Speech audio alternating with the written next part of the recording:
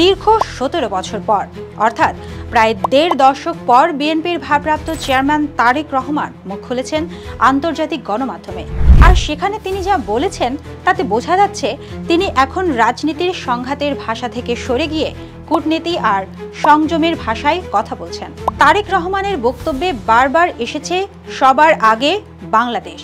এই লাইনটাকে শুধু রাজনৈতিক স্লোগান নয়, বরং তার নতুন অবস্থানের সারমর্ম বলা যেতে পারে। তিনি সরাসরি বলেছেন রাষ্ট্রের মেরামতের জন্য কিছু কাঠামোগত পরিবর্তন দরকার, যেমন প্রধানমন্ত্রীর মেয়াদসীমা, প্রতিষ্ঠানগুলোর জবাবদিহি এবং প্রশাসনিক ভারসাম্য। তবে এই ধারণাগুলো নতুন নয়। তিনি জানান দেশে এখন তার ভাই নেই, কোনো সম্পদ নেই কোনো বাড়ি, কিন্তু মনের ভেতর রয়ে গেছে এক গভীর টান।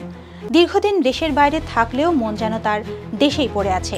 হাওয়ার্ড বিশ্ববিদ্যালয়ের শিক্ষক মির্জা গালিব বলেছেন, তারেক রহমান শব্দ চয়ন আর শরীরী ভাষায় অনেক বেশি পরিণত হয়েছেন।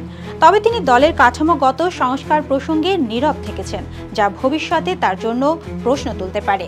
এই কূটনৈতিক সংযম কি মাঠের রাজনীতিতে টিকবে? আর তার এই ভারসাম্যপূর্ণ অবস্থান বাংলাদেশের ভোটারদের কাছে কতটা গ্রহণযোগ্য হবে? সময়ই দেবে সেই উত্তর।